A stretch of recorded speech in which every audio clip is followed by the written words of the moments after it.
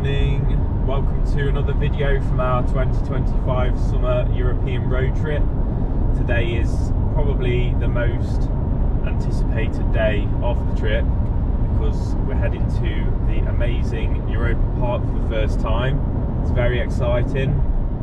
We're just leaving Strasbourg now. We had a lovely afternoon / evening there yesterday and stayed over there, and before that we were in Nancy in the morning. We went from Nigloland to Nancy, which is about halfway between Nigloland and Strasbourg. So it was about a 2-hour drive from Nigloland to Strasbourg, and then this morning we've got like a 50-minute drive across from France to the German border to head over to Europa Park. So we've got 14 roller coasters at this park, and it's going to be an interesting day because I'm actually on 189 credits. So my intention is for number 200 to be something quite special. So I think what me and Natalia are going to do today... Caution, border crossing. Got a little border crossing announcement there in the car. So we're going to be starting small today and getting some of the smaller rides done first to work our way up. And then we'll do rides like Voltron, Silverstar, etc. later on in the day, because this park's owned by Mack Rides, the family that own the company Mack Rides. So the operations there are like how the rides are designed to be run. So the queues are apparently like really quick moving. So you shouldn't have to be standing still for long periods of time, and it's also a Thursday rather than a weekend. So I'm hoping that we can get on lots of rides early on, and then I'll have time to reach my 200 of credit today. I definitely want to get the bigger rides done, so we'll let you know how we get on. But yeah, we're just approaching Germany now, so we'll show you what it's like going across to the border. We're going to have a big bridge here. Let's have a look what's below. We've got a big river here. This is the River Rhine. This is what also goes to Cologne and Dusseldorf, which we'll be visiting in a couple of days at the weekend. Deutschland. We're in Germany now. Oh, was that a sign just there? Yeah, like a small tiny sign just telling us we're in Germany now. Woo! Yay! Right, see you at Europa Park. So guys, we're on the German Autobahn for the first time now. And I just seen when we joined off the slip road, we just had like a national speed limit sign, which I believe is just, I don't even know what number that is because it didn't quote the number, but then it's gone to 120 now. So we'll see if there's any areas where it's like no speed limit. I'll have to Google it later. I can't remember what it means when it just has that symbol, whether it means there's no limit or whether there's a set number that you should know. I think we're just coming out of it now actually. So we'll have to look that up and find out. There's the sign for Europa Park. That's a good sign, isn't it? Very detailed. And Atlantica as well, the park's water park. We haven't got time to go there. We're just going to try and hammer out the rides today as quickly as we can. Oh dear, let's slow down.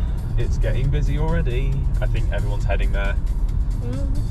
I can just see what looks like blue fire in the distance. Maybe that was Silverstar actually. You could see some big camelbacks over on the right there.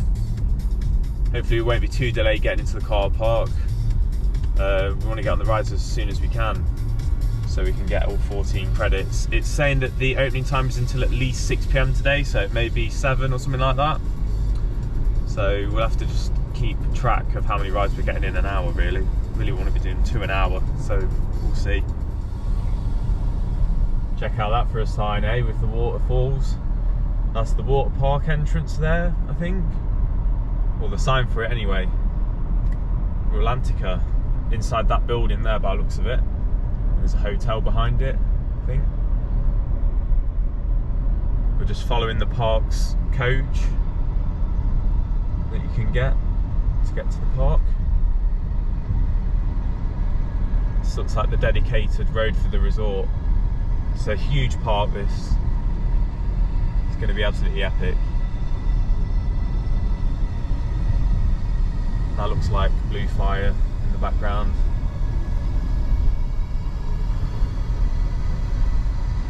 You can see see some more hotel buildings over there. You can see the Wodan coaster.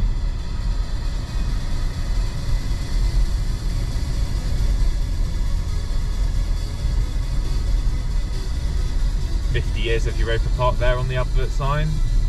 I thought it's 50 years this year. 1975 to 2025. Yeah, there's Silverstar on the right there, the observation tower. You can see the CanCan coaster building, the big sphere. Yeah. Okay, look at that, there's the park mascot in the middle of the roundabout, and on the right here you've got, new for last year, Voltron. Still queuing along all these roads. It's an absolutely huge resort. Just making our way to the car park. No trains being sent round yet. It could be later than the park opening for the rides by the looks of it. But we need to make sure that we get there as early as we can for when they do start running. Oh, there we go, there's Silverstar.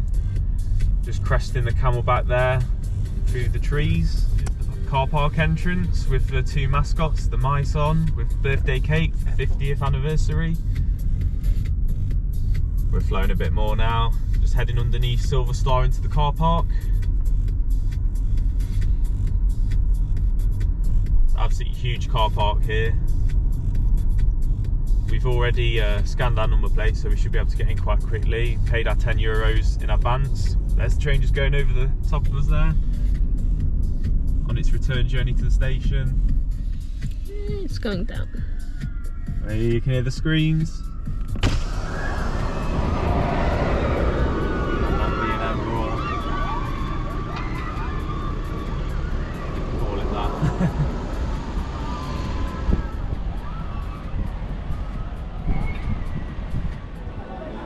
What a car park, being right underneath this camelback on Silverstar. Just cresting the lift hill now. It's going to head over this first camelback on the left. Twisting over. Looks so awesome and floaty. Just heading under the bridge here. Listen to that music. Build up the excitement as you go towards the entrance. Another awesome archway here as we head towards what looks like the turnstiles, where the entrance plaza is.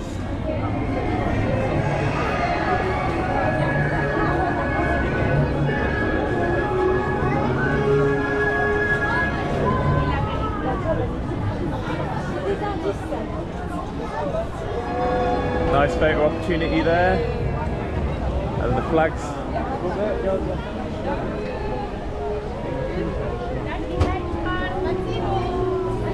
Reminds me a bit of Magic Kingdom at Walt Disney World with the building up there. It has that Disney vibe, doesn't it? Definitely, yeah.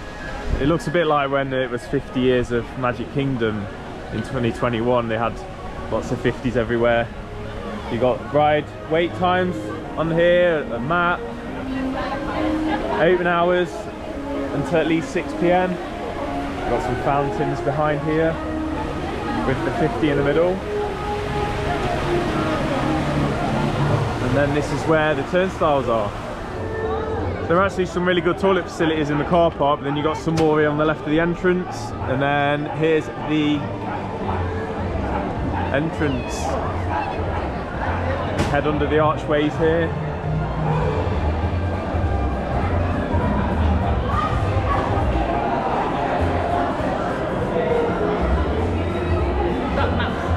Okay, let's grab on that. It's a big park, we want to see how we get about as easily as possible. You got the English one there. Oh, hopefully it's a map. Oh, maybe It will be, you just have to open it up. Look at the size of this park. Incredible. This is what you're greeted with when you come in. You've got another 50 sign there to have photos in front of. And this is the first area.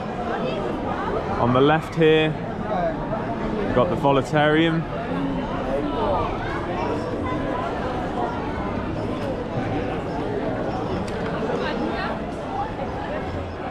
This is how you do a park entrance. Sun's coming out as well, which is nice. It's warming up a little bit. We want to get a bit warmer for when we do Poseidon and Atlantica Super Splash later on. That's 2 of the credits because I do count them as roller coasters. They are Mack water coasters. Got some Germans in Lederhosen dancing up here.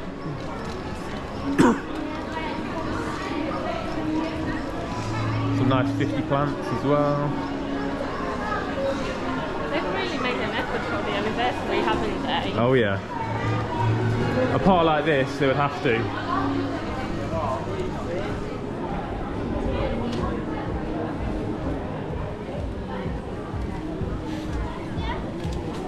We're just going to see where the park takes us really and see what we find along the way. We haven't got a plan of sorts other than what the roller coasters are that we want to get on.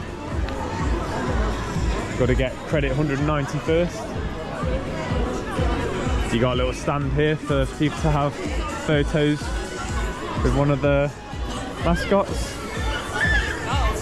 Yeah, little meet and greet. I think this is an entrance to a transport ride here, the train. We can walk round to the right here to carry on round.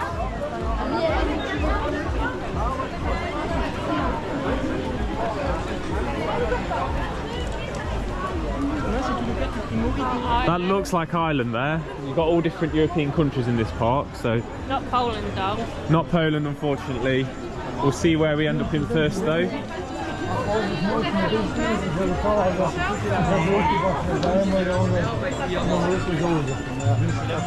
This sounds like the Italian area to me. Well, there's a pizza place here, so it would make sense if this was the Definitely a clue. We've got Italian. Mary's Pizza. Looks a bit kind of Roman. Got theatre on the right here. Yeah. This looks like Venetian. Gelateria. Yeah, it does look Venetian, yeah. Got the observation tower going up. Everything's running at this park, isn't it? Nothing's like just standing still. Everything's operating. Always looks good. Yeah, you've got some little Venetian bridges down here. And on the left, I think we're going into France. So we'll follow it around here. I think this is a queue for a suspended monorail, from what I could see. There's a theatre up there as well where they'll be doing some entertainment, I think. And this looks really nice down here. They've got some umbrellas floating in the water for some reason. Maybe to do with the city sinking or something like that.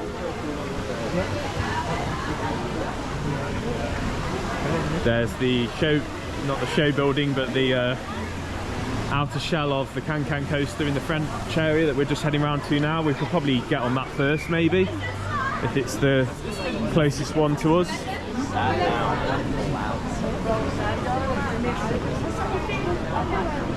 So here we head from Italy into France. Yeah, that looks to be a suspended pedal-powered monorail, so you actually pedal yourself on the front row. I want to go. Yeah, it does look like your kind of ride. Coasters, I'll be here. Yeah, alright, let's head round to the right here because I can see the CanCan coaster building.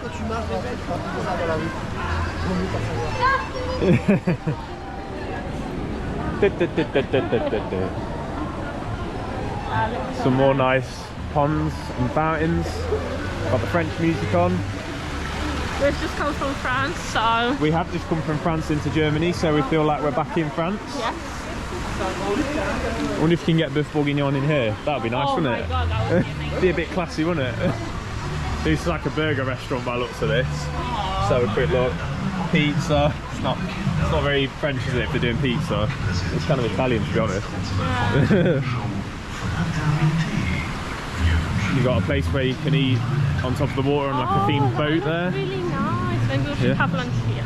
And another stage there, they might be doing some entertainment in the middle of the pond area. Got some French cafe seating. Moulin Rouge. CanCan coaster. What an entrance. Beautiful chandelier hanging up there. Some costumes.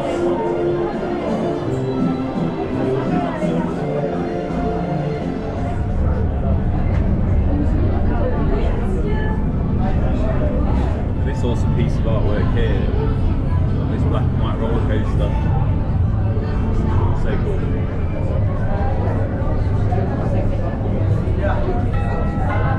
So we just got off the CanCan coaster, the park's Mack Rides Eurosat coaster, the same model as we rode in Nigloland on the Spatial experience.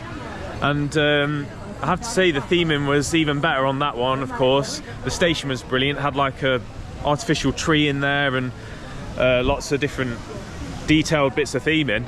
And then it had a spiral lift, like in the other park. I like them. The second one that I've gone on that's like that. And on this one, when you look in the middle, there's the train tracks, by the way, just through here. And yeah, so as you look to your right, you see the Eiffel Tower, don't you, as you're going up? Yeah. Which is cool. And then it has a voiceover announcement counting down in French, doesn't it?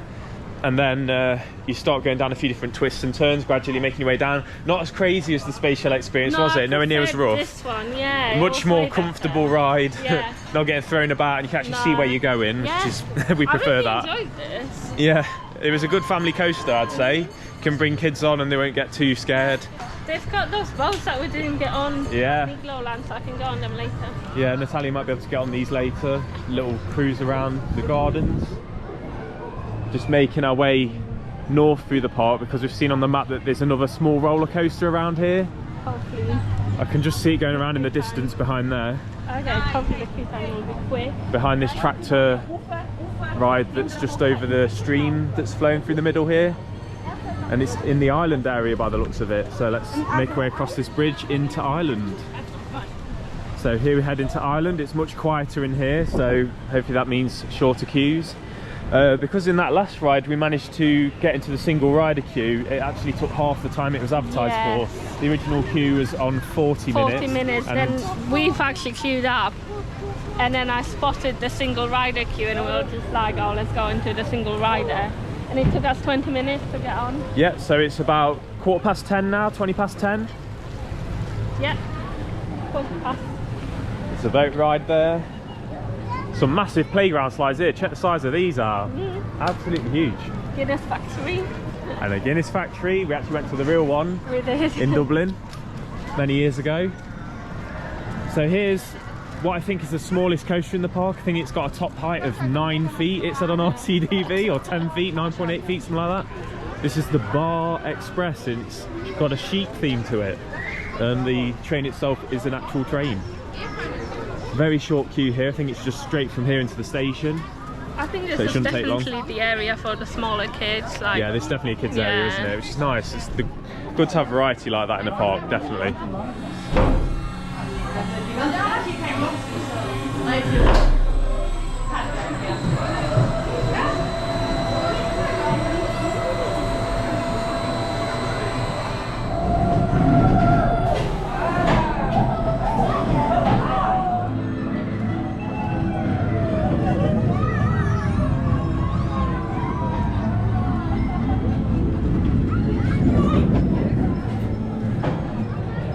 That was Bar Express, the park's art engineering kiddie coaster.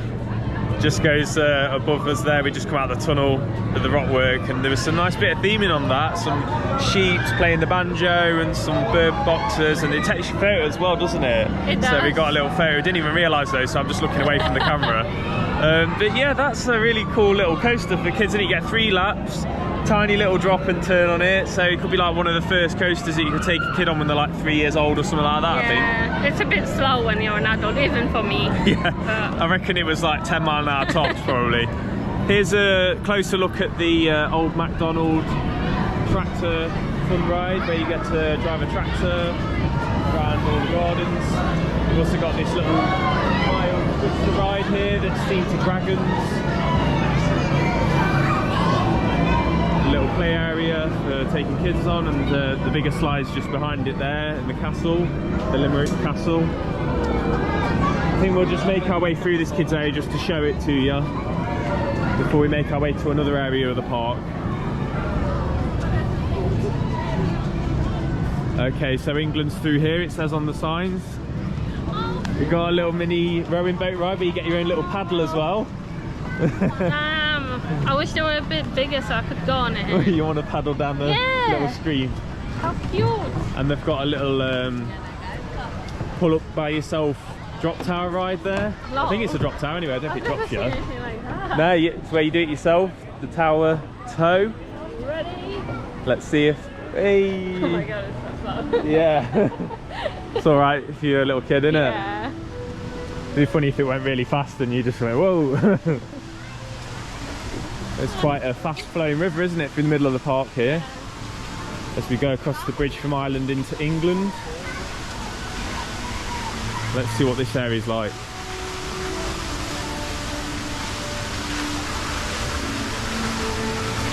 Some very beautiful fountains again on the left.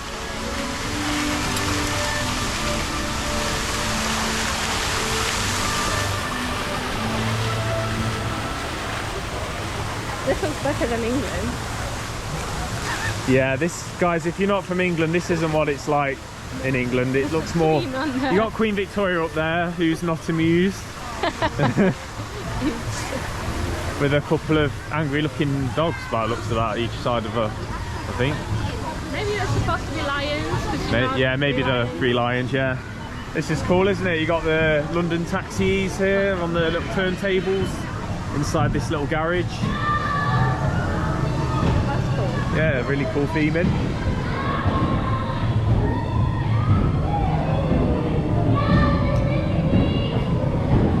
And then next to that you've got a London bus. It's like a little mini Miami.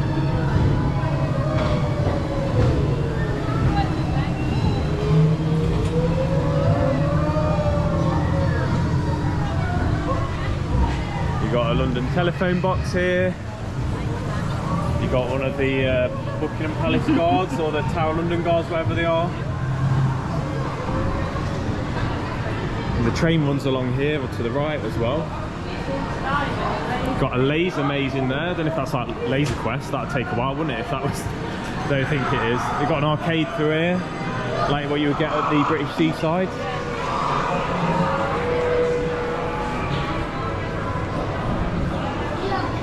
Looks like another pedal ride there, one where you're on top of the track just running around the cottages and stuff.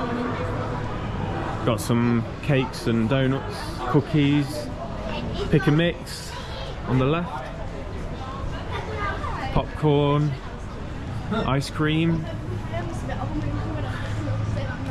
The 3 piglets. You got like a British pub here, the 3 piglets. There's a theatre just inside that massive cottage there actually, called the Globe Theatre. You've got another carousel here. This is all still England, isn't it? It's bigger than I expected. Yeah. Some toilets on the left here. Oh, another boat right there. Yeah. Brill. It seems like all the toilet buildings here are even themed really well. It was brilliant going in these England ones where we've got kings and queens for male and female, and then inside the cubicle there's a different theming. So in mine I had a portrait of King Henry VIII. Oh, did you? Yeah, and it said Royal Throne of like King Henry VIII on it so for the toilet. I went into Queen Elizabeth II and it said the secret throne of Queen Elizabeth II. I took a picture. Yeah, with a loo roll in her hand. Yeah. That's funny. There's plenty of signage in this park telling you where the toilets and the hotels are, as well as the first aid, all the different attractions and what area they're in. They've got the flag for the country next to it, because in this park everything's themed after a different European country. So we're just making our way through these nice gardens here, around to what looks like the Austria area, because I can see just behind these hedges here there's a lake with some fountains on and some boats that go around it with the Austrian flags on. Some cool swans. You go through a little tunnel there. Some good music at times with the fountains as well. That's good. I think that's another one you want to get on later if you've got time, Natalia. Definitely. It just looks so magical. My vibe. Very royal. Yeah.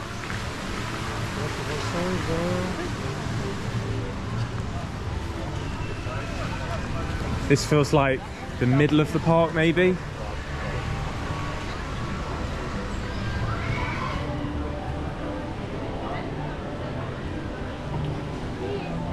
Another food area there on the right.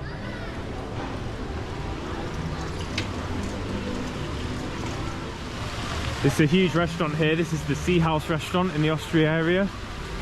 Looks like quite a premium place to eat at. Let's see what the prices look like and what they do.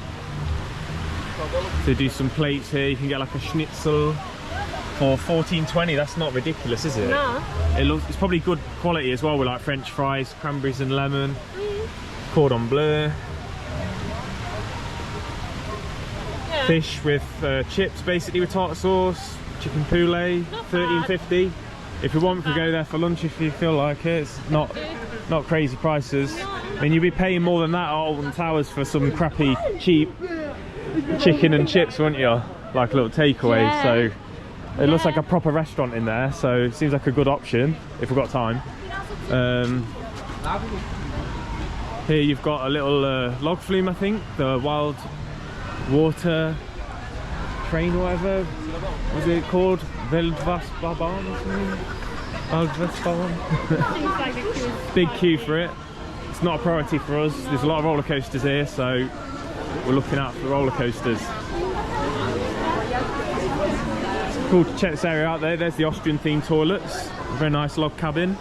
It's good how they have a lot of toilets everywhere. Yeah, lots of toilets, lots of facilities for everyone, because there's a lot of guests here. It's the summer holidays now, I think. There's a lot of kids here, a lot of families, so Oh, there's a chair swing. there's attractions there. for everyone. Yet another chair swing. I think every park we've been to has had one, to be honest, on this trip. Wow. It's a must in Europe, I think, to have a chair swing. This is what Natalia likes. Yeah, I'm European. There's the drop on the log flume in the background. Yeah, it looks really refreshing, that, actually. Okay, let's head over to this roller coaster on the right here. I think this is the powered mine train coaster. Yeah, the Alpen Express. So let's get on this one.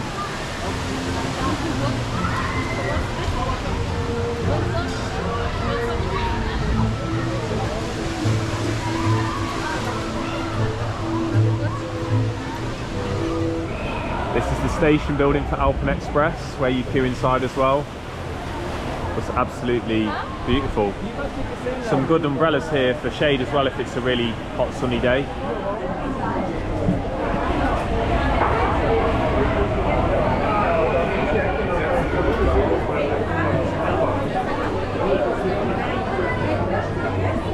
There's a little aperture in the Wi-Fi hotspot that's available in the park. That should help save your battery rather than using your data. They've also got the Coastality VR experience on some of these rides, this being one of them. So they have a little scanner on the turnstiles that you scan your Coastality QR code on, I presume. And then over at the bottom there, they've got an advert for it on the TV, and they have a little window where you can put the headset from, where you head onto the ride. There's some people with the VR headsets on.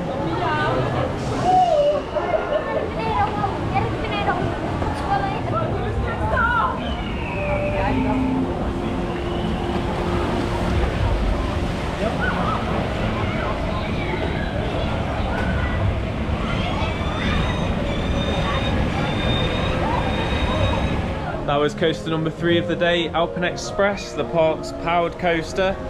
I really liked how that one went through all the rock work, over the log flume, intertwining with it above, with the kids play area above, which you can check out. It just goes up here. Fun fact. How there was no lift hill.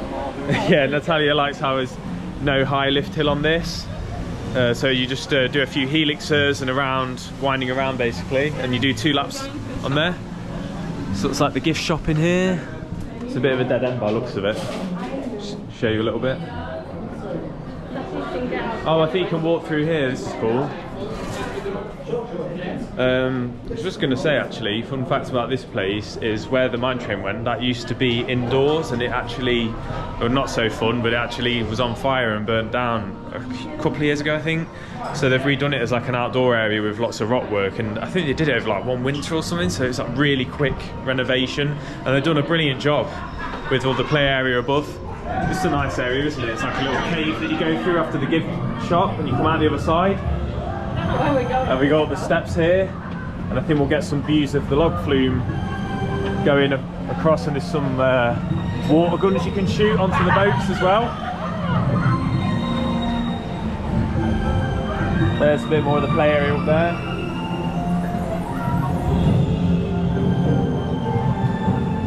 Let's go up to the top for a better view.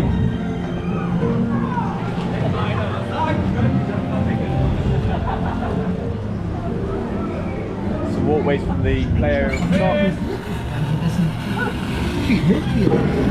Whoa! That was refreshing. It's like a TNT crate. When you push it down, it causes a big jet of water to come up.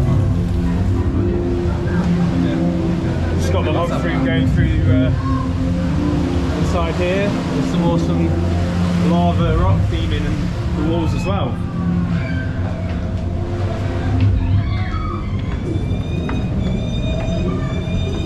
This next level theming around the rides.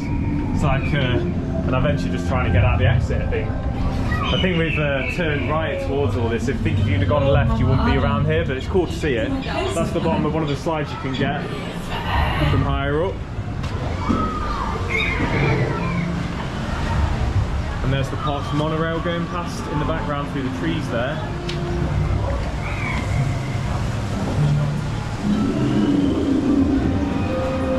What's this? You touch it. It makes noises when you touch it, does it? Some crystals. Natalia's enjoying this.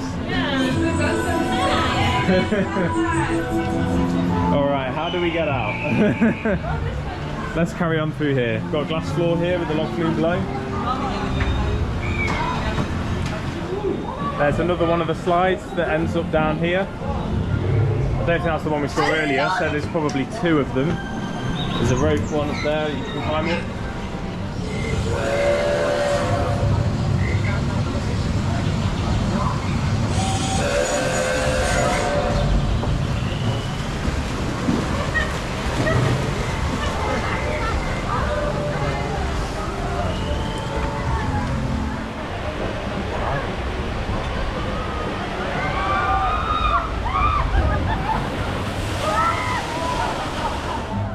So just coming out of the Austria area, and now we're heading into Spain. Let's see what it's like in here. Nice entrance portal there. Got slightly different kind of music for each area.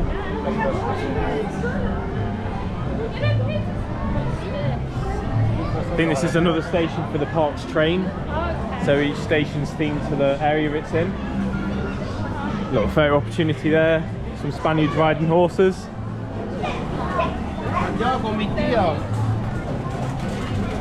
Beautiful tiled design inside this station here. Some fountains and lanterns. Really nice buildings.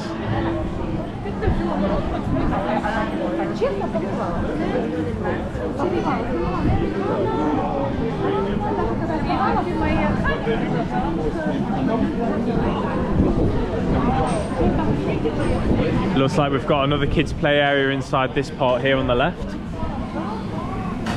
There's some slides in and water fountains.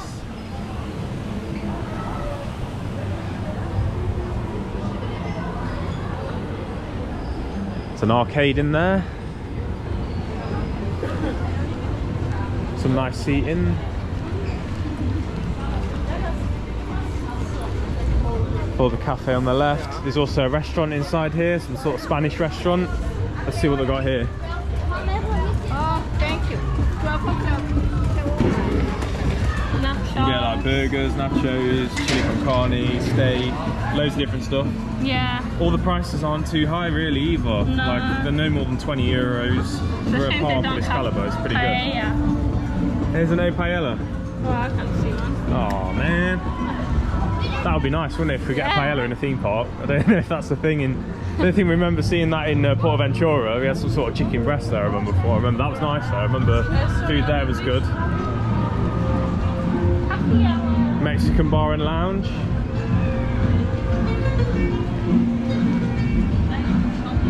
Promoting the hotel. It's the same place, isn't it? I think. There's a Tex-Mex here, yeah. That's why they're not doing any paella, because it's more of a Tex-Mex rather than Spanish. There's the train setting off through the Spanish area.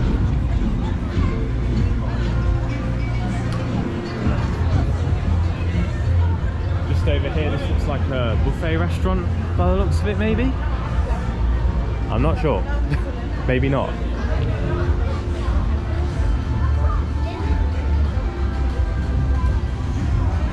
Some gift shops in there. There's Alpen Express just going past. So I think when this used to be indoors, it was more separated from the Spanish area, whereas now I think you can see the Austrian theme of the log flume and the power coaster right next to the Spanish area, which I suppose isn't as good for sort of like sight lines, but it's not a massive problem. Looks like we've got a show starting here in the stage in the Spain area. And also this building here, this looks like a massive arena where they've got seating as well for another show. Seems to be a lot of shows here, and I've heard that they're world class as well, so if you have more time, say like 4 days here, you could do like a day where you just chill out and check out the shows, but definitely not on our agenda while we're here. We've got 1 day to do as much as we can. Just heading out of the Spanish portal. There's a closer look at the park's monorail that heads around the resort.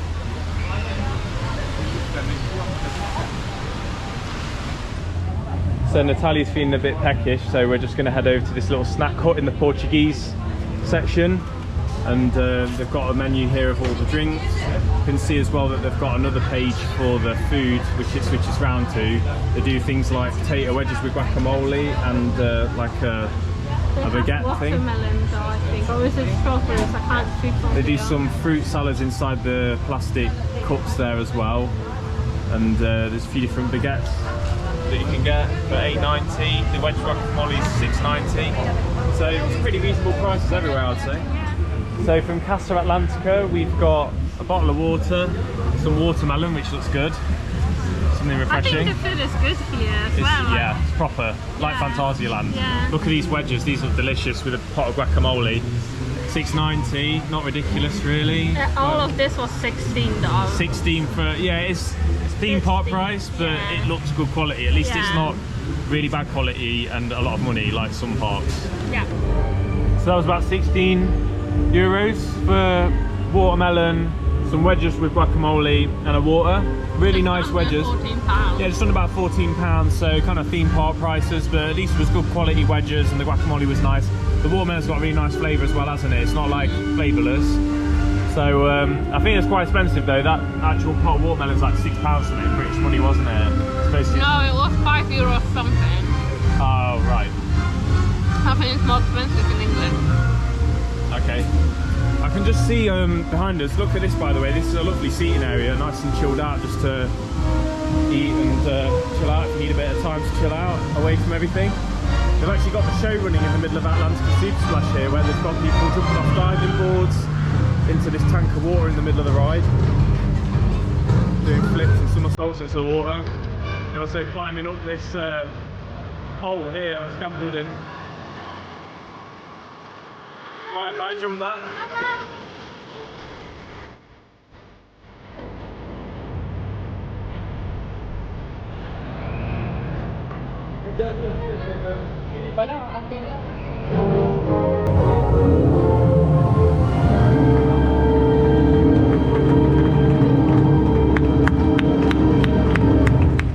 Clean so you got some Portuguese themed toilets there and an indoor play area for kids. Natalia's got changed into her non-denim trousers for Atlantica Super Splash, which we're heading on to now. The parks, one of the park's Matt Ride's walk coasters. 10-minute wait. 10-minute wait. Here's some of the queue line theming for the ride. They also had a little snack shop further back in the queue, which is really handy if it's a huge queue and you're getting hungry. There's another window here that's shut at the moment, so you can get drinks.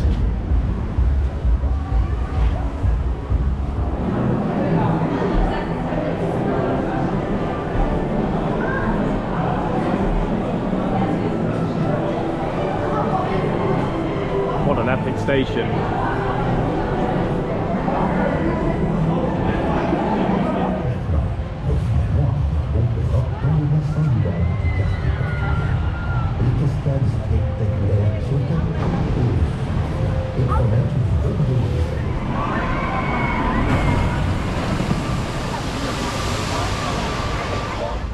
So that was coaster number 4 of the park, Atlantica Super Splash, one of the 2 Mack Rides water coasters here, and the second one we've done on this trip actually, because we did one back at Nigloland, so check that vlog, which is already online. Is the gift shop that we're just heading through now. Plenty of merchandise to get. It's all branded for the ride.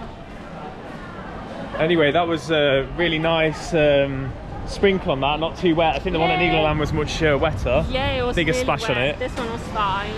Yeah, I barely got wet. Maybe barely got wet, but we were on the back row. Yeah. On the front, it might have been a different story because we were on the front row, right, in the Nigloland, were we? I'm trying to remember now. I can't remember which row we got on for that. Oh, I can't remember. Can't remember, but we did get wetter anyway. This one had a bigger drop. This is the bigger out of the 2 water coasters at the park that we've just done. I wasn't sure which one was which in terms of height. So that one was almost 100 feet at its highest point. The drop would have been a bit less because it has that backwards section, which was not too bad. Yeah. We both don't really like going backwards on roller coasters, but it was just a straight small dip down and back up again, and then you go on another turntable and you head down the big drop. The drop did feel big, didn't it? It was big. Did. I just had my eyes shut. I'd say it's one of the biggest single drops that Natalia's done on a ride at all, because the log flume that we did at Le Maire de Sable, that was about 65 feet drop. Yeah. So that was a bigger drop. You got really wet there though. Yeah, that was a wetter ride, that log flume. But it was cool after the splash at the end. We were literally right in the middle of that water show that we're just showing you as well on the middle of the splash zone. So we were just going around where everyone was watching it, and it was while the cast were bowing and stuff, and they were like clapping along, waving to us and stuff. So that was cool, being right in the middle of it. We're just heading across the park now to Poseidon, the other water coaster, because we thought we may as well get both done in a row. So we'll see if this one's got a longer wait on it. Hopefully not. I mean, we got straight in there because we got asked if we were a 2, and we got let through a separate gate onto the back row. So it's just gone midday and we've got 4 coasters done. So we've been at the park for about 2 hours. So we're on target. Because it's midday now, a lot of people will go grab lunch and the queues will be smaller. Yeah, even smaller. I mean, that was only 10 minutes, so let's see what Poseidon's on. This sign's really useful as well. You've got the attractions where they are in different areas on the left, and then the info in the middle, and then on the right you've got all the different shows that you can find in each country as well. Got another show going on here. This looks a bit like a Tour de France style thing. They've got some like cyclists on the stage speaking in French. They've got some bikes along the right side of the stage there as well. They've got a proper cameraman here as well. Le champion des États-Unis, U23, je vous propose d'applaudir l'équipe IF Education et Evolo avec ses 6 représentants. There's so much going on, it's really busy, but the queues aren't ridiculously long like you would find in some of the Japanese parks. Right, we're looking for Poseidon now, so we have to go round.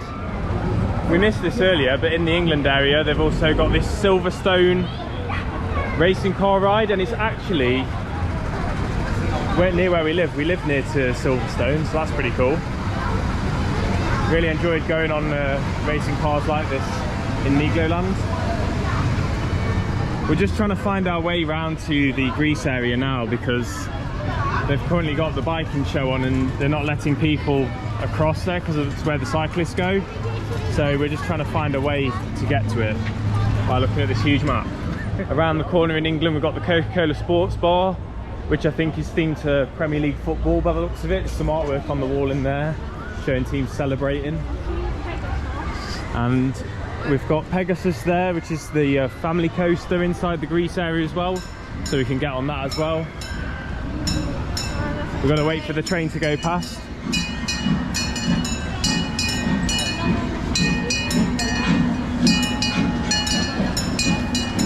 Another beautiful station here.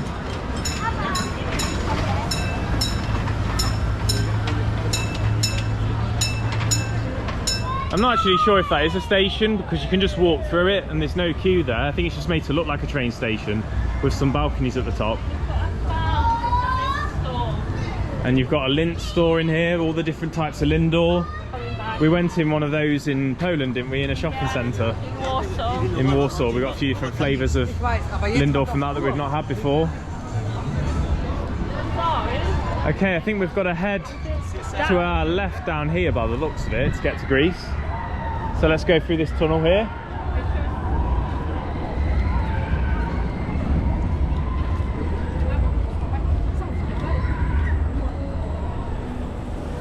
Heading over this little stream here where they've got the misters to cool everyone down who's walking through.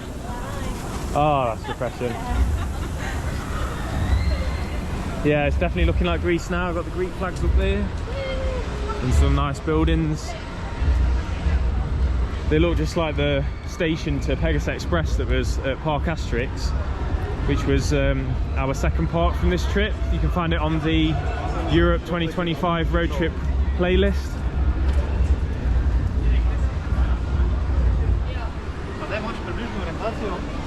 What's that, some sort of show building maybe, with toilets there as well?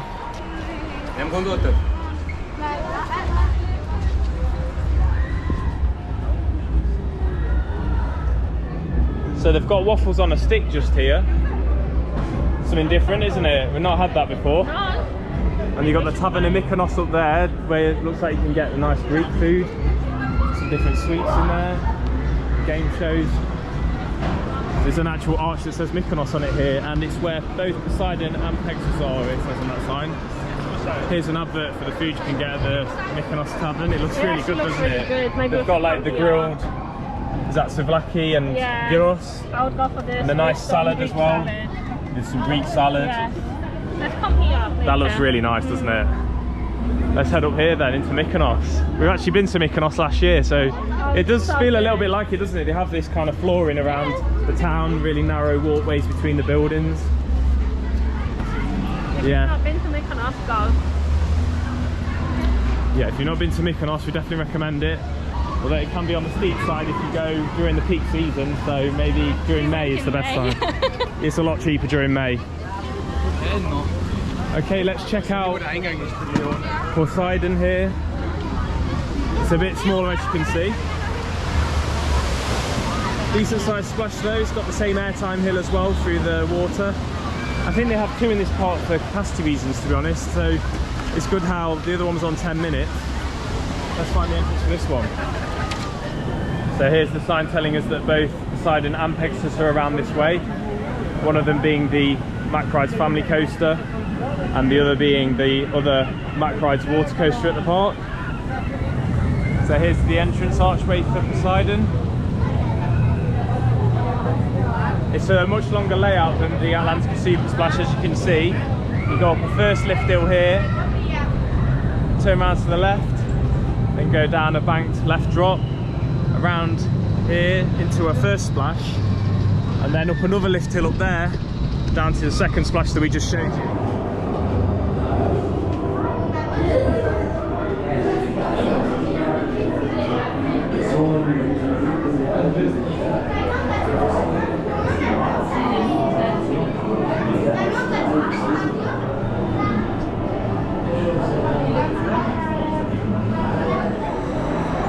Here's yet another epic station building for Poseidon this time. Look at the artwork on the walls with the mythical creatures and the ships as well. And how's that for the start of the ride there with the pitchfork, the massive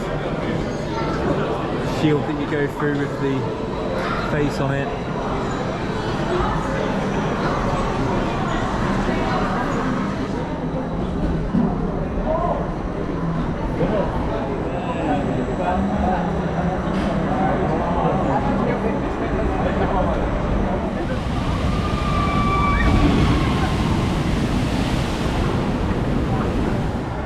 Coaster number 5 of the day done. That was Poseidon, the other Mack Rides coaster of the park.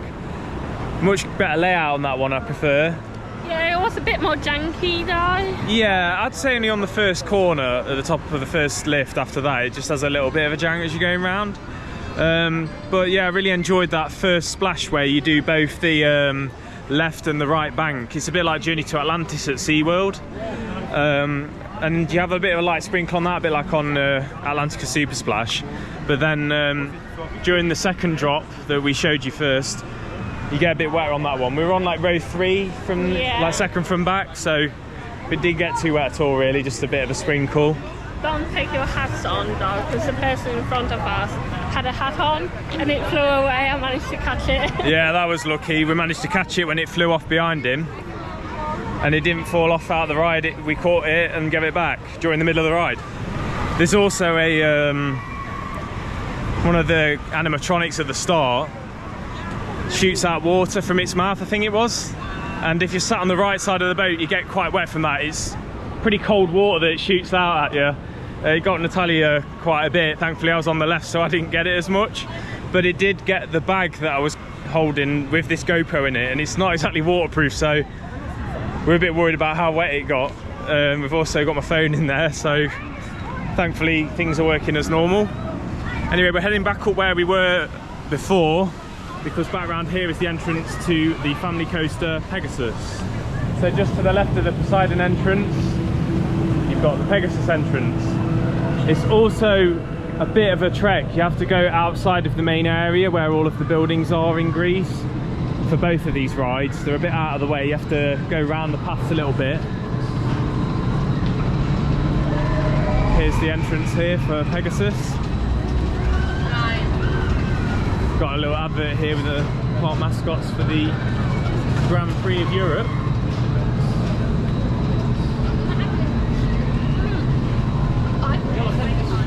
Advertised at 5 minutes, nice and quick. The last ride Poseidon, that was on 15, wasn't it? Yeah, but it wasn't too bad. Which wasn't too bad. It was like all the queues here, very fast moving, so you don't get bored, and there's always some great theming to look at whilst you're in the queues. It's great that both water coasters allow for capacity, so you have one at a 10-minute wait and one at a 15-minute wait rather than one that's on 25 minutes. Really helps you get more rides done and get your money's worth. It's cool how they've got some Greek archaeological site here in the queue for a bit of theming. Of course, yes you do.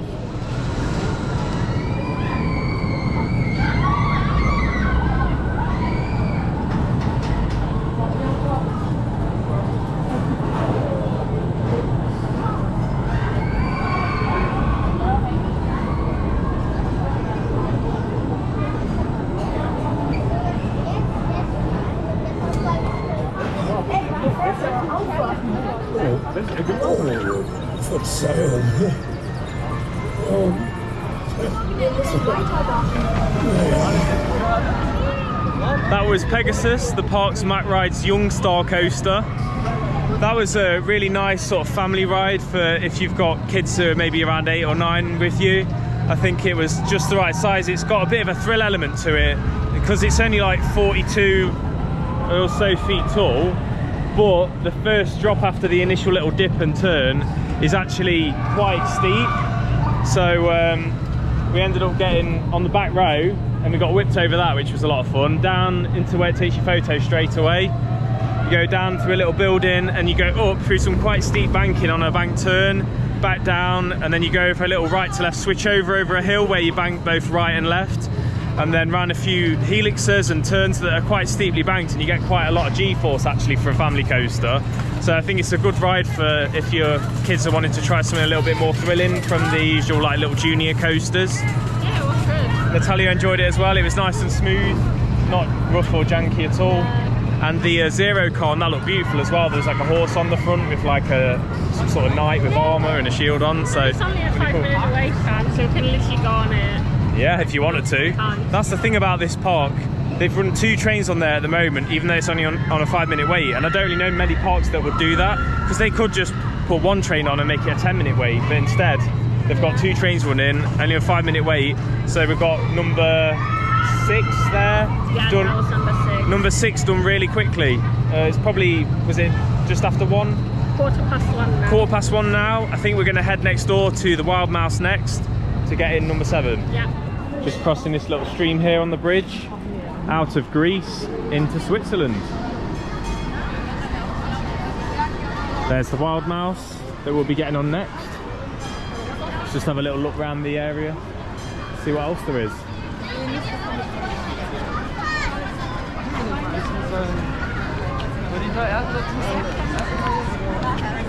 The tower looks amazing. You go through to the queue to get on Matterhorn Blitz, the park's Mack Rides Wild Mouse. We also got an animatronics of this dude climbing up the pole for the hot air balloon there that's hanging above one of the park's flat rides. You've also got, I believe that's called Schweizerbahn, the Bobsleigh coaster. Looks really well themed. Natalia likes the look of it, so maybe we'll get her on that as well. I'm loving this sort of connecting area between Switzerland and France here, where you've got this little canal that runs in between. You've got this little animatronics of these cats and the man and woman on a little seesaw there over the water. It looks like a really nice place to just sit and have a little drink and a snack or whatever. Really like the style of the buildings as well. This is a cute little stream that runs next to the footpath here, from this little well up there, right next to a lint store here in Switzerland, with a big lint bunny on the left just there. We've got this little street here that you can walk down. Looks like a Swiss restaurant in there, where you can get some Swiss food. That would be extravagant, wouldn't it? Thought we were wanting Greek food though in a bit, weren't we? Yeah. Are you still thinking? Yeah, Greek food, yeah, I want that salad. We'll go to the Mykonos Taverna next, I think, after the next 2 rides. This is nice here as well. In the middle, a little courtyard where you can eat. Next to the water wheel.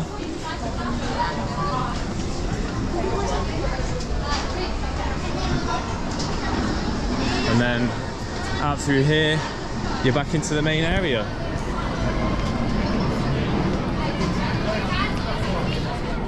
So let's head over to Matterhorn Blitz's entrance, the park's Matt Ride's Wild Mouse coaster.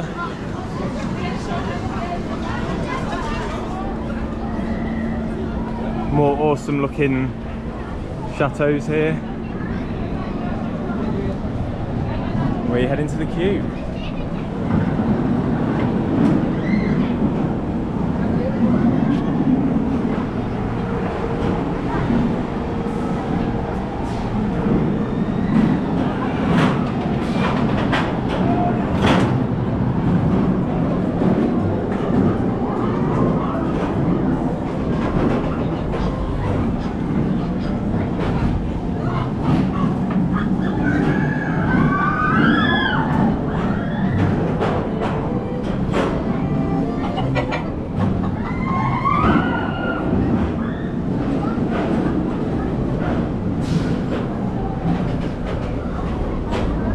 I think it's safe to say it's the most in-depth themed Wild Mouse that we've done.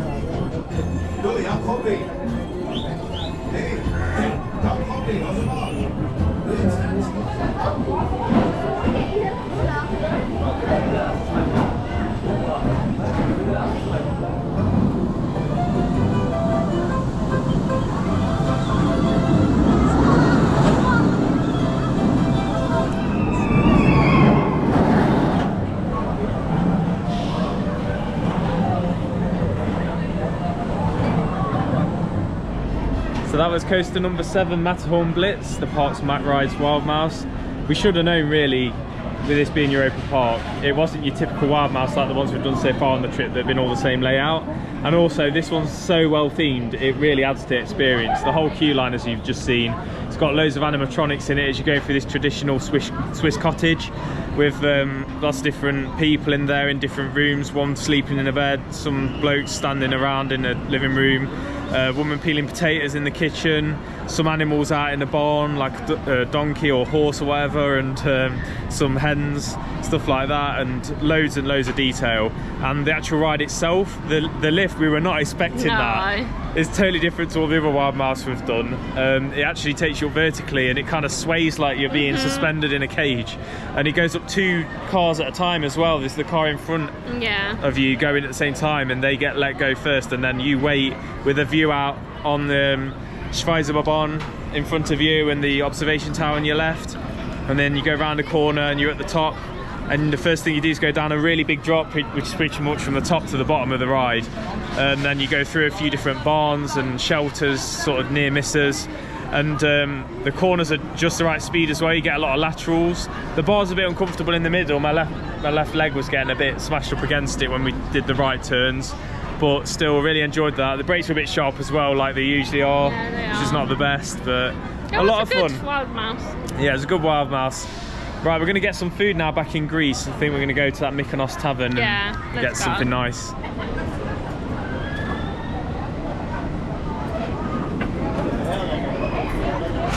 Well, look at this.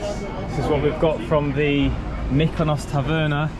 We went for 2 of the Aphrodite meals, where you get a bit of pork souvlaki, is that? Gyros, isn't it? Pork gyros. Falafel on the top there. Souvlaki. Got some souvlaki there, like lamb by the looks of that. Yeah. Loads of fries. Bit of tzatziki in there, bit of cabbage salad. Mike, It's amazing, isn't I it? can't believe this food is in a theme park. Yeah. It's like we're used to the British ones. Yeah, I mean, like, you think of theme park food, usually it's rubbish, isn't it? Like just fries and some chicken strips, but this is served on a proper plate.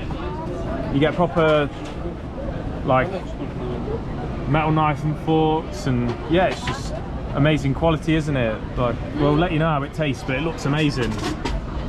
Let's dig in.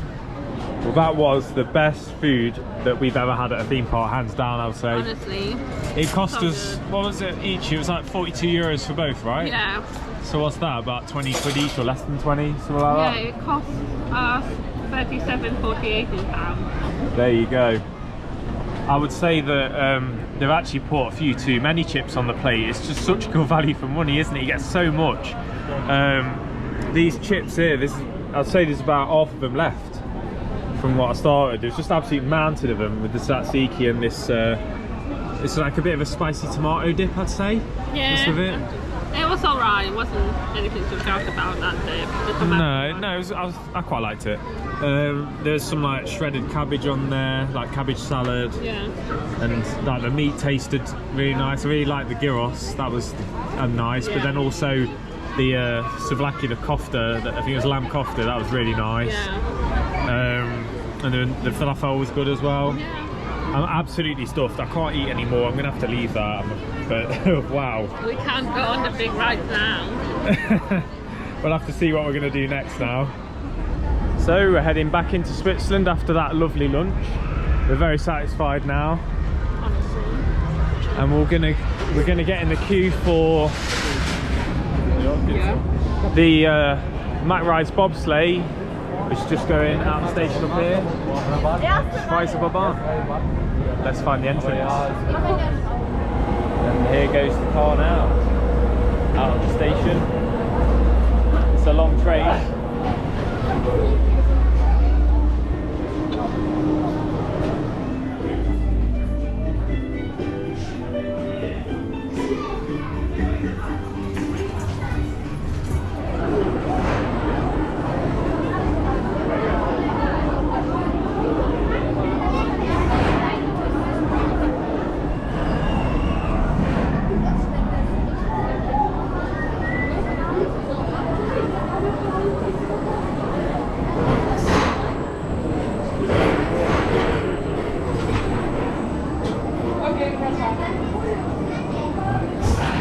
So that was Schweizerbobbahn, the first bobsleigh coaster that Natalia's done. What did you make to that then? It was fine. It wasn't as scary as I thought it would be. But then I had Alex in the car with me, so that helped. Yeah, we went together because you can go one behind the other. It's like a long seat where you can share the handlebars, a bit like on I think it's called Voldicare, the Sierra coaster that we went on at Park Asterix. It wasn't too comfortable, and I have to say, for myself, it wasn't the most comfortable, because you know how we've just had a massive lunch.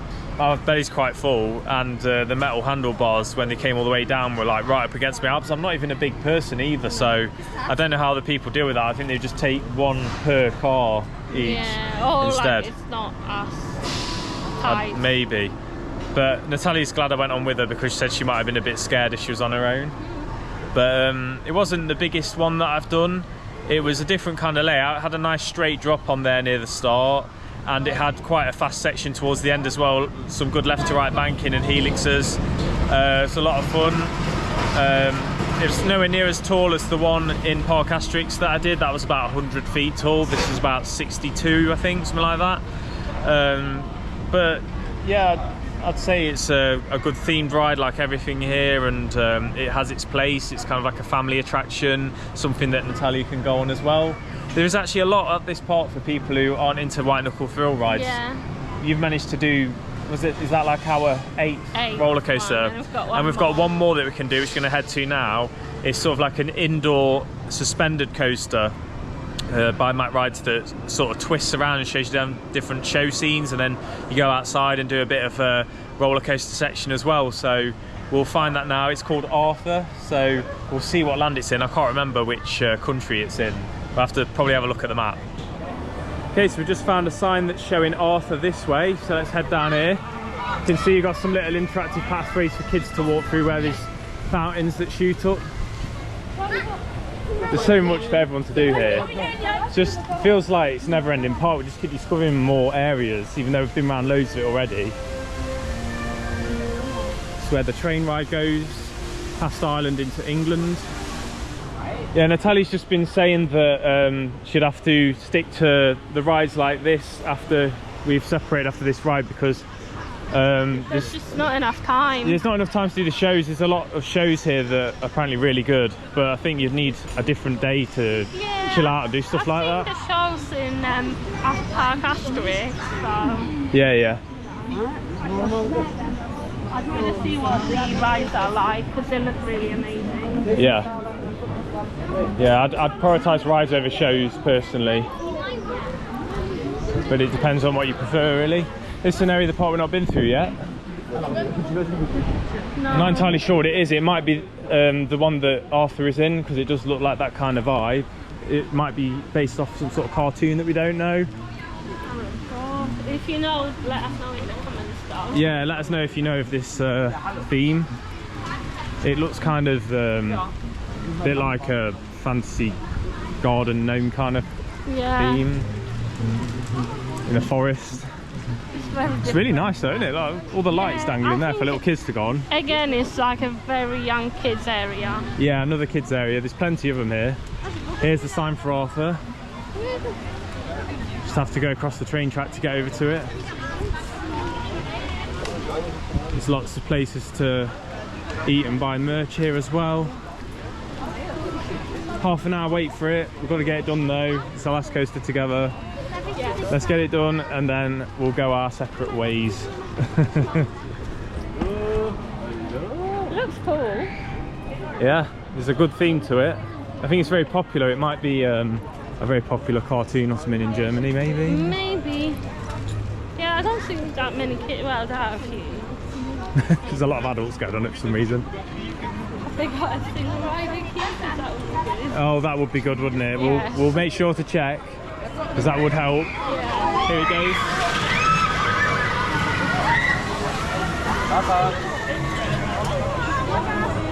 Yeah, it's one of Matt Ride's special models where the seats can rotate, as I explained earlier. Here we're heading inside this massive show building that looks like the centre of a big tree trunk. 2016's World's Best Ride, apparently. You'll get to see it inside here as well, because the cars do go around in this room inside here. The theme is crazy already. Yeah. Apparently this is one of the best themed rides. Here it goes.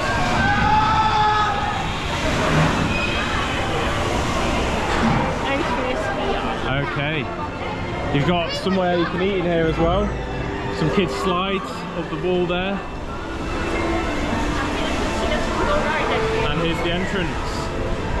As you can see here, there's a locker policy for this ride. So as you go in, you get given a card, and it locks it when you put it in front of the green light, turns it red when you put your belongings in it, and then when you come off the ride, I'll show you into the gift shop afterwards that you end up in. So this is the Art Boutique. You can get lots of themed merch in here. Everything in it is an amazing theme, by the way. This is where you come out of the exit after looking at the on-ride photos. And then they have these boxes like these where you put your cards in. So unfortunately I couldn't show you any of the station building in there, which is a shame because there was absolutely incredible theming in there. What happened when I showed you the queue and it was a 30-minute wait, we actually saw that there was a single rider queue next to it, thanks to Natalia spotting it. And after we'd put our stuff in the locker, when we got given a card to lock it, we just headed up the stairs, and then it was at the top of the stairs basically where the queue started. Yeah. And we looked at our watches to check the time, and we got on it within 10 minutes, I think. So good. And we actually managed to get on the same train. Yeah, we actually got seats right next to each other because there was 2 people and they couldn't find a 2 in the regular queue, and we were next. So we got on that together. It was just meant to be. Yeah, both our first time experiencing that ride and that model type. It was amazing. And we both thought it was amazing. It's just an all-round experience in terms of how the cars twist to show you the different show scenes, how many showpieces there were that all worked with the audio. You had a bit where Snoop Dogg came on in the back of the seats with the audio, and then you go into that indoor section that we showed you with the trains going round. The seats vibrate at parts as well when you go into parts where the baddies are, and you also go outside twice, don't you? And the second time it gives you a faster boost, and you swoop left to right a bit. It makes it feel like you're flying through the gardens over the river, and they spin a bit as well whilst you're doing that. And don't have a clue what was going on, to be honest. It's all in German and French, but absolutely loved it. Yeah. Not surprised it was the world's best attraction when it opened. Okay, so that's the end of the rides that I can go on with Natalia. I've got 5 left to get on. Yeah. And it's actually close to 200 now, because that ride there was 198. Yeah. So I've got 1 more ride before I do my 200th. So my plan is to prioritise what I want to get on the most. And I reckon that is probably Silverstar next. So I think I'm going to head over to the part of the park where Silverstar is, the park's B&M Hypercoaster. I absolutely love B&M Hypers, so I'm going to get on that next, and then I'm going to make Voltron my 200th, because it was a new ride to open last year and is the first MacRide Striker coaster. It's got that beyond vertical lift hill launch. So I'm going to head over to Silverstar now. And Natalia is probably going to go on the Austrian boat ride next? I think so. You got that, and you've also got the little mini raft ride where they spin round on the want to go on water. The train as well. And the train as well. And all the monorail stuff. Yeah, I have to say though, all the queues here and the rides, they're being run like clockwork. It's absolutely brilliant. Like, you could really tell in that station there, they were just like on a continuous conveyor belt, a bit like Voltron is. And they get the people in the trains, and if it's an odd number, one person from the single rider queue goes in, and it's just constantly moving. So that was probably the quickest single rider queue of that length that I've ever done by far. So I definitely recommend it if you're not having to go with all the people in your group. Or if you don't mind just being separated and doing it in ahead of the time. Exactly. Something I've not mentioned yet, I think this is the park's Liechtenstein themed area. There's not a great deal here. I think it's just these hot air balloons we've got here, and these little boats that you can drive on the water.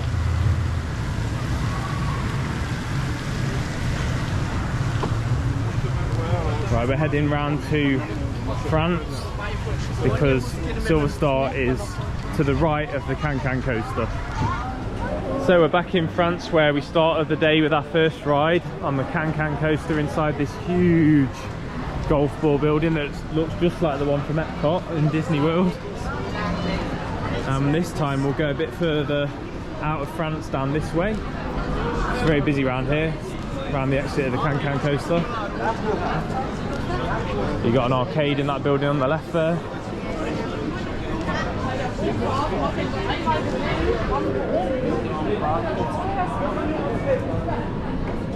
Little cafe there. Place we can get some crepes. Voltron 4D, some indoor attractions over there. And right by the back of CanCan coaster, you've got the station, the Silverstar, the park's B&M hypercoaster, which opened in 2002. It's about 220 feet tall, reaches just under 80 miles an hour top speed. It's got some awesome camelbacks over the car park, and I assume some awesome views across the countryside as well around here. So you got some actual, I think they're replicas of F1 cars in the queue that goes all around this big building here. Got a classic car over there. I tell you, it's almost freakish how quick this queue goes. Seeing a queue this length in such a massive room, and the fact that I've been able to get all the way from there to here in like a minute or two. It's only a 25-minute queue advertised. It's going all the way around here. It's quite incredible.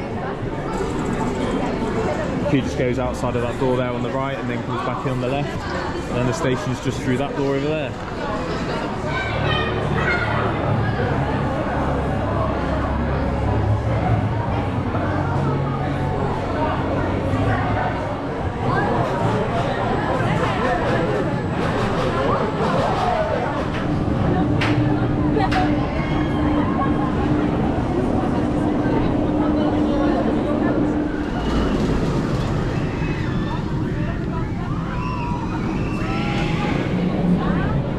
Just had a back ride row on Silverstar there, the park's B&M hypercoaster. Definitely one of my favourite coaster types for sure. It's definitely up there as one of the best, I think. Maybe not quite as up there as Shambhala at Portaventura, but still very close, I would say. That layout was brilliant. Being on the back row, being whipped down the first drop, getting that awesome floater air as you get dragged over each hill. The turnaround has some great forces to it as well, quite whippy. The mid-course brake run as well, when you come off the top of that and on the back row, get whipped down again. Get some brilliant airtime there. Same for on a couple of the hills on the home stretch as you head back towards the station. And also the left to right turns are very rapid as you're heading towards the brake run. It gives you that great feeling of actually racing a car, which really fits with the theme. Here's a look at the exhibition that's in the same building as the queue line. You can see here some to scale models of the rides. This is amazing. So this is what I'm going to be going on next for my 200th credit. New for last year. A Mack Ride Striker coaster, first of its kind. Voltron. Look at the size of the layout, how far it goes. All the way from the station building inside here to an over vertical launch. All the way along here, and then it stops in the tower building there, launches off backwards up the spike and back forwards again, all the way back to the start, all the way along there. Can't wait for that. Here's also a bit of artwork showing the Mack family as well that in the park, the whole family tree. It's pretty cool. Got some other models here.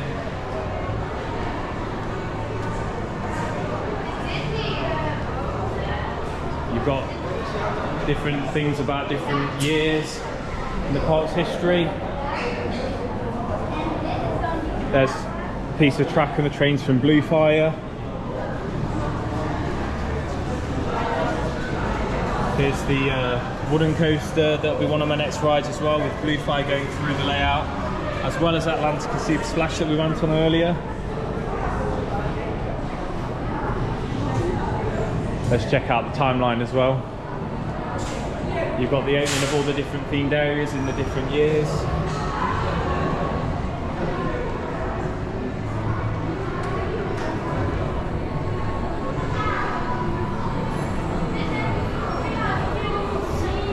There it is, the opening of Voltron.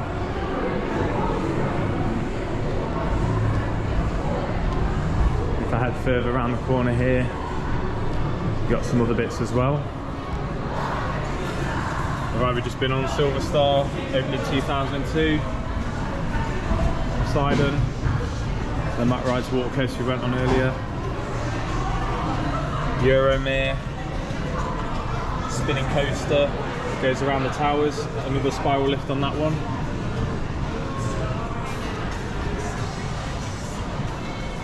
Spanish themed areas from 1994 it says here, that's been around for a while.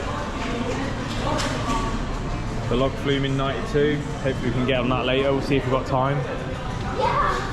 Rapids there.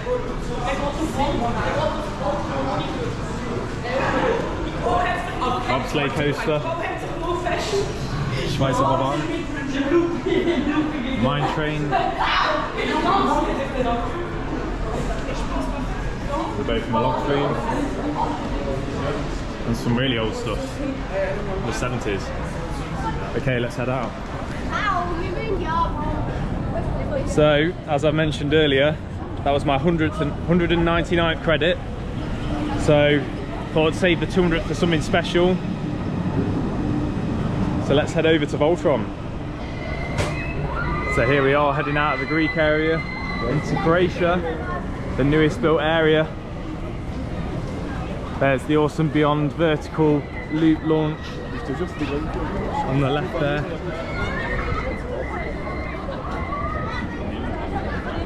Like all the areas, this looks awesome with all the paving and the bright buildings. There's the gift shop over there to the left.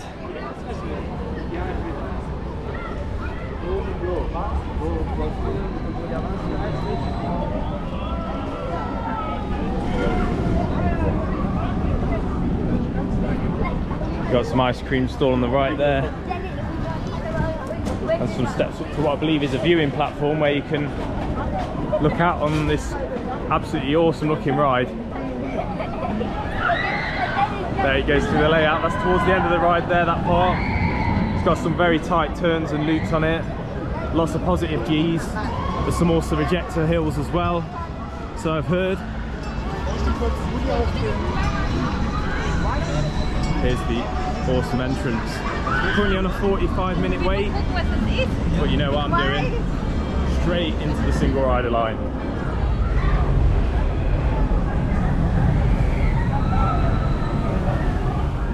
So I'm currently just outside the building at this point in the single rider line. Just thought I'd show you a bit of the theming in the regular queue. You might just be able to make it out there. There's some fans turning around, some electricity, like a substation in the middle there that's flashing. And some wheels behind that have got jets of water running around them. So you stand in the middle of it and there's water going all the way around you in a circle. It's pretty neat. Inside the main queue building that everyone's been talking about. It's the animatronics in Nikola Tesla there, stood on the stage. We've got a little virtual model of the train going past there on the right wall. And in the middle here, we've got these electronic things that make the theme tune. They should go off at some point, hopefully while I'm stood in here so I can show you. As you can see over there, we've got buckets for this ride as well, just like on Arthur. Looks like to be the same system. See the train just behind there. It's about to go to the launch. Just stay closed, so you can't see what's going on this side. I'll have to tell you about it when I get off. You can definitely see some electricity in here, you know.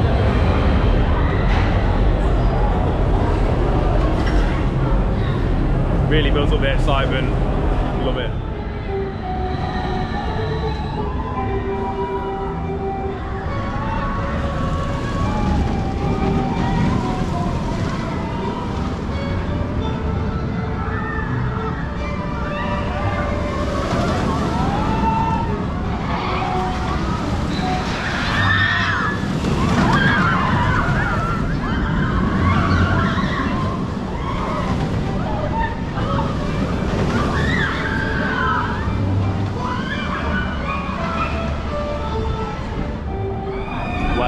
Well, Voltron Navira, that was crazy. What a coaster to have for my 200th credit. Well, I'm sorry that I couldn't show you the station or anything like that because of the locker policy, which is understandable because there's a lot of hang time on that, like a lot of max rides coasters have. But yeah, the start of it, what a way to start a ride, eh? Never really experienced anything like it on a coaster, especially if you don't know what's coming. That would really surprise you, so skip this bit if you don't want to find out. But basically you're just there on the track and then the electric starts flowing around you, and then the track just jumps up and down, shaking around, your seat's shaking as well, giving you the feeling of being electrocuted. And then it's like dropping up and down a little bit, get a little bit of airtime from that, and then before you know it, the doors open, you shoot forwards, accelerate further as you're getting beyond vertical, and then you get tons of hang time, especially if you're on the back row like I was, as you go over the top of that crest of the loop and get whipped back down. And then that's when I started to realise I thought this would happen, because I mentioned this in another vlog about in Wallaby, Holland, about the Mack rides coasters that are like that in the chain design, where you've got 4 in a row and the ones on the side are sort of positioned off from the track.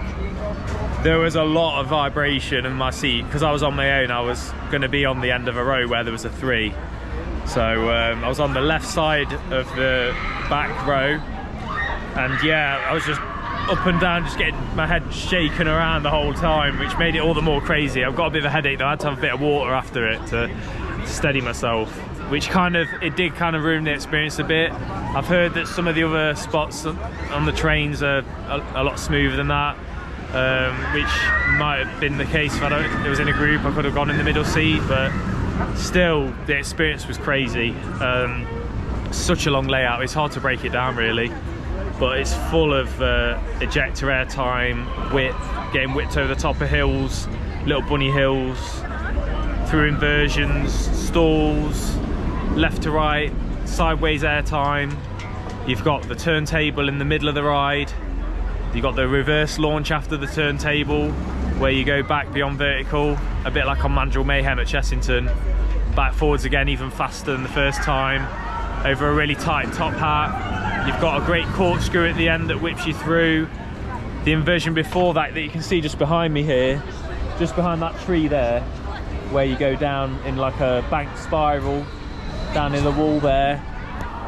That is crazy. On the back row you get whipped right down all the way around that so quickly. That's what the ride's about, in my opinion. It's about whip and ejector airtime. It's just a shame I couldn't have had a smoother seat really, but hey ho. Alright, so I think it's time to head over to Blue Fire now, the park's Mack rides launched looping coaster, and that's further back in the park I believe. I'm going to try and find that now. So next to the food loop we've got another area that I've not showed you yet, so let's go under the bridge here over the train tracks and head over into Holland. I like how they've got these maps on the entrance to each area, so it shows you whereabouts in the park you are. As I make my way over to Blue Fire, we've got some teacups in the middle there, some canals to cross with bridges to make it look like you're in the actual city of Amsterdam here. Been many times to Amsterdam myself, and there is a bridge that looks just like that. Got some mini dodgems over there, and a ship ride, as well as some Dutch fry stall where you can get bitterballen as well. I absolutely love bitterballen. I'll have to tell Natalia about that because we've had it twice now in the square at Amsterdam with cider, and we find them absolutely delicious. So we'll have to see if we've got time to do that today. It is getting on a bit, so I'm not sure what we're going to fit in after I've managed to get on the last 3 of my credits that I need to get today. There's like another pirate show in there by the looks of it, and a candy store on the right of it.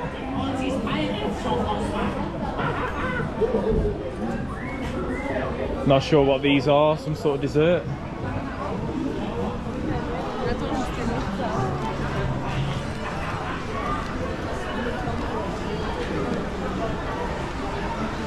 Another restaurant. These houses do look quite Dutch up here. They do look a lot like the ones you see next to the canals at Amsterdam. We've got a little ball pit for kids playing as well there.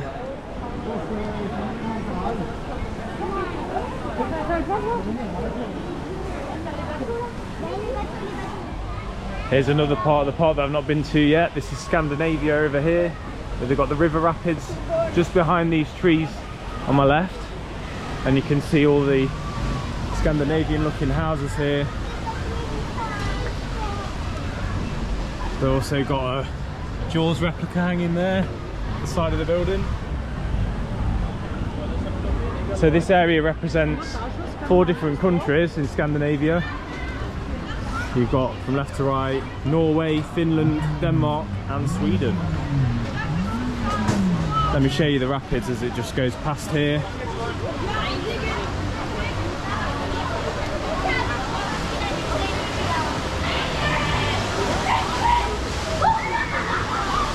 Some pretty big rapids there. It looks like a very exciting rapids. It's a shame we just haven't got time for it today, unfortunately. You definitely need a second day of this park if you want to do all these kind of rides and see some shows as well, like we said before. So it looks like they've got a different building for each country within Scandinavia. You've got a different flag on each of them. Some different restaurants around here as well. Like the Fjord restaurant.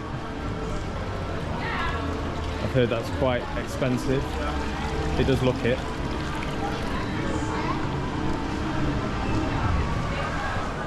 We've got a swinging ship just behind there.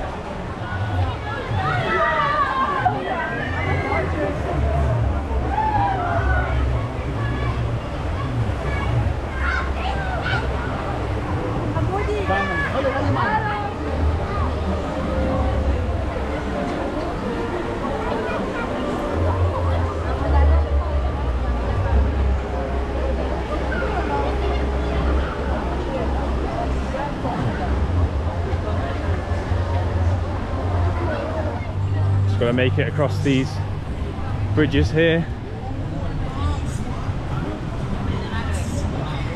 There it is in the background. Parks, Mack Rides, looping launch coaster.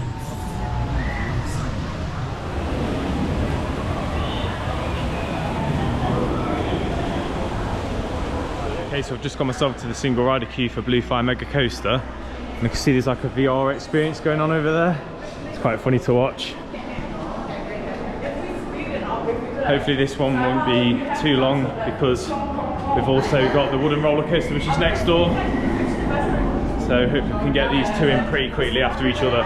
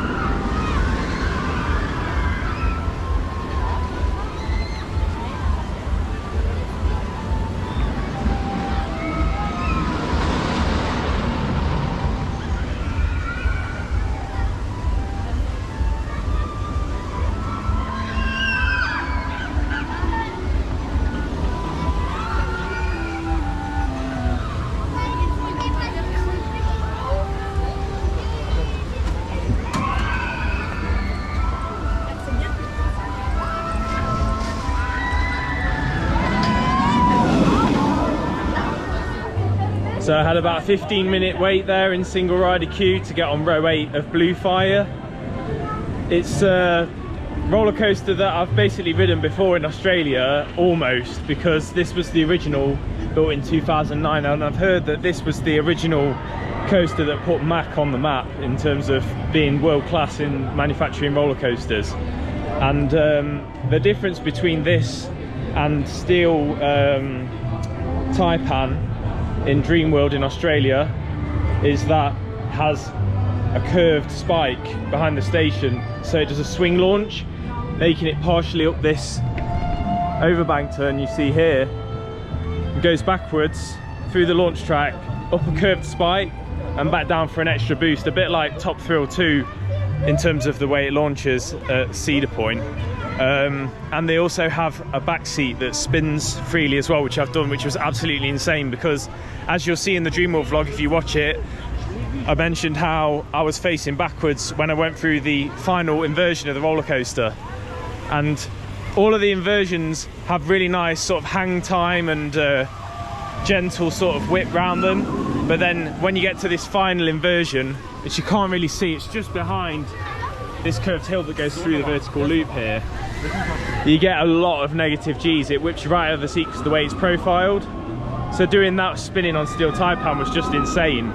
So I can't rank this as high as that, even though I do prefer how this has one launch that just launches you straight away at max speed to get over that overbank, because that first launch on steel taipan is a little bit lackluster because it's not fast enough to make it to the top.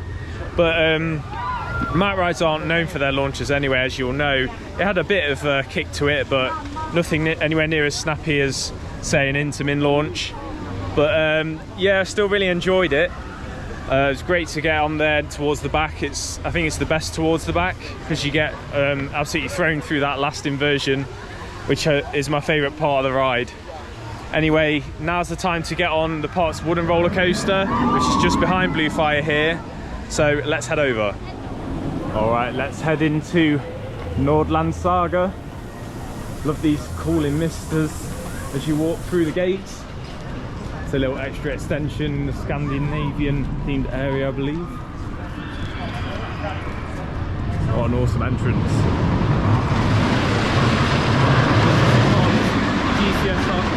This is the park's GCI International wooden coaster. Listen to that, absolutely thunders through the layout. I'm actually quite nervous because I've heard this one's very fast. Let's get in the queue.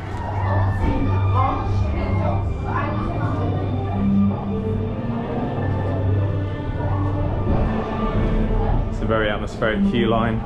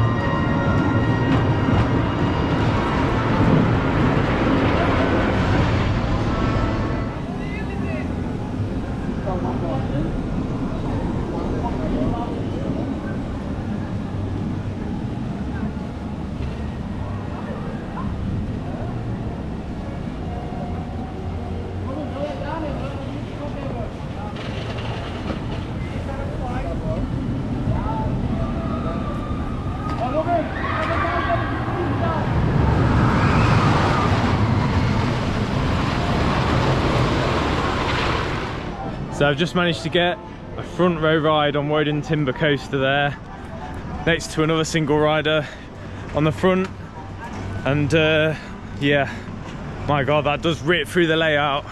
Absolutely brilliant. Just seeing the track ahead on the front row. Absolutely love the fast turns towards the bottom of the layout. It's very just focused on speed, I would say, and the noise it makes, it's just ferocious, you know. Definitely one of my favourite wooden roller coasters that I've been on so far. I'll have to think about where that one ranks. It's currently less than 5 minutes until 7:30, and as you may have noticed, I am missing one credit. I'm not sure I'm going to make it because it is quite a walk down to Russia. Of course, I've not been on Euromir yet. I don't think I'm going to bother running because I don't know if I'm going to make it, to be honest, but it was the least of my priorities, so if I can't get on it, then it's not the end of the world. I can always come back for it unless they get rid of it. sometime soon. But yeah, let's have a look on our way out of the park anyway.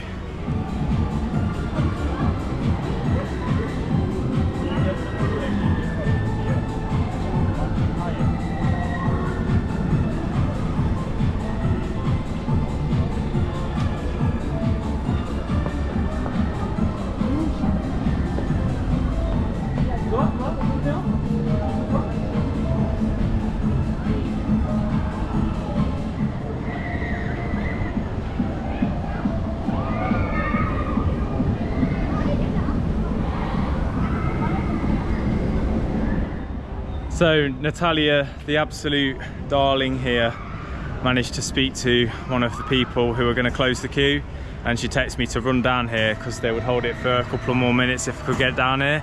So I absolutely pegged it. I'm sweating loads now. Managed to get on the last train of the day on the front car, but I was facing backwards up the lift. I really like it. It's like the third roller coaster in the park that's got a spiral lift inside one of these towers behind me, the big glass towers. This was the original one, I believe. This is like a max spinning coaster that opened in '97, themed to like Russian space exploration, and it's got a really cool like trancey Eurodance theme tune that's very typical of the time when it was built. And you head up in that spiral past those like astronauts and around like a rocket. Then you come out the top and you get this amazing view of Voltron over there, where I could watch it go around the track until it spun round to face away from it. And then you sort of spin round slowly as you slalom around those towers behind me, those glass towers that have got like reflective glass on, so you can see yourself in the mirror image of the glass as you're going past. And then the spinning locks, and then I was facing backwards again. Then I head down this big curved drop here, where you get a lot of G-force at the bottom. And it's a bit rough, I have to say, especially at the end when I hit the brakes, and the brakes were quite sharp as well. But I then spun around to face forwards for the next drop as it started to gently make its way down and round some corners, and then I was facing forwards for the rest of the layout actually. So there he goes, last train of the day, I think, an empty one. And I was going to say that last helix that goes into the final tower before the brake run is very sharp when it hits the bottom. Yeah, you get pushed right down into your seat. You get a lot of G-force on that ride, and yeah, like I said, it really shakes you before you hit the brake run, and then bam, final jank into the brakes. But there we go, what an end to the day. It's been absolutely epic here at Europa Park. We got here a little bit after what we wanted to, got here about 10 instead of 9 o'clock, but I did manage to get all 14 credits in one day, which I didn't think would be quite possible. Just about managed it thanks to Natalia. Just proves that you can do it, because the operations, you need to be clever, and the operations here are so good that even if it looks like a long line, it's probably only 10-15 minutes long. Maybe a bit longer. The most we've waited today is about 30 minutes. I did 45 on Voltron. Yeah, I think that was the longest one. Yeah. But yeah, it was a bit silly on the Wodan timber coaster, because I saw quite a few people in the single rider queue on that, and I found that it wasn't going to move as quick as the regular queue, because that was only on 15 minutes. I thought, no way are we getting anywhere with this. I was there for 5 minutes and we didn't even move. So I had to come back out of the queue and try the regular queue. And I think if I hadn't have done that, I might not have made it onto Euromere. So just bear that in mind if you're getting towards the end of the day and the queue's getting short. You might want to just get in the regular queue if you're on your own, I think. But yeah, to round it all up, I think the thrill rides here are world class, the operations are world class, the food's world class. Everything. The gentle rides for the families are world class. What did you get up to? I've not asked you. What did you do when I'd left them? So many things. So I went up that tower first. Observation tower. Yeah, that was quite the Euro good. Tower. Yeah, it spins so you have like a 360 view on the whole park. Then I went up on the monorail. Well, the small one. Yeah, the small one where you have to pedal. Oh, that one. That was fun, but the jerky. small one. Yeah, it was really jerky. What, when you're pedaling? Yeah. Really? Yeah, you have to have seat belts on actually. Oh, right. Yeah, they tell you have it's to. quite slow. You wouldn't think it'd be like that. I know. And then I went on a water ride that I think is meant to be like a Venetian one. And then I went on the water. I think I saw that. Was that in the Italy I know. area? I found it. It was in Italy. Might have to have a look out for that on the way out. Then I went on the the small boat ride, you know, the round one. Like in the little Lowland. mini ones with the shelter on top, yeah. I went on that, then I went on the big one, that was quite nice and romantic Austria. at the end, yes. Then I went on the train around the park. Was that nice? Yeah, that was cool. Going to all the different countries? Yeah. I went Did you do on one the- lap, a whole lap? Did you get on at a No, I certain went place? from Spain through Russia, through Germany to England. That's what I did. Okay. I went on chair swings as well. Yeah, nice. I went on a log flume as well, and Yeah. oh my god, it was so wet. Yeah, it looked wet. The first drop, I was literally, it's worse than the big one. I was literally wet all Yeah, over. it's a small drop, but it all I was comes in the wet. boat. Yeah. Or did it like come in over the boat and No, go it all down your didn't. It legs? just went on you. Oh, I right. Were you on the front of the log? No, I was at the back. And that's at the back? Yeah. So probably even worse on the front. Yeah, so that's very wet. The actual big one is not that wet. No. It was quite disappointing. But it's Did good. anyone It's- shoot you as well with the guns? Yeah, they did. Yeah, so you got wet from that I as was well? so wet, yes. And I went back on the Arthur. Yeah. Yeah, and I was literally, I went on a single ride and there was 2 people in front of me. I was literally on within 2 minutes. And then to top up the day, I went on the diesel cars. Okay. In Was that the last area. one you did then? Yeah, and I went out and I saw your roller coaster and I was just like, And you knew what's which one the it was? time? Yeah. So you waited. So yeah, I went up to the person that was here and I was just like, oh, what time are you closing? Because my husband really needs to go on this. And Lifesaver. yeah, she did it, so yeah. Just about made it, but there we go. What a day. What can I say really? Like, I'm just, yeah, it's just amazing. My #1 park for sure. Yeah, Germans do know how to do their part. Yeah, it's ran absolutely impeccably and all the staff know what they're doing. Yeah. No one's slacking. You can't fold anything really. And I don't even know if I've got around all the areas. It's such a huge park. I didn't. I've only just towards the end of the day discovered Holland and the Scandinavian area. So we'll have to check the map to see if there's any that we didn't actually I don't think I went make it to. Croatia at all. Croatia's where the main ride was that I went on my 200 I roller didn't go coaster. there. So let us know in the comments if we did miss anything out, and let us know what your favourite countries are and your favourite roller coasters and rides here are, what you like about the park. It's definitely our favourite park. We absolutely loved it here today. If you enjoyed the video, give it a like, comment, share and subscribe. That's all for today. We're going to go to Stuttgart now. It's about a 2-hour drive, and then we've got a whole day sightseeing there tomorrow, so we're looking forward to that. But that's bye from us. We'll see you for the next video, guys.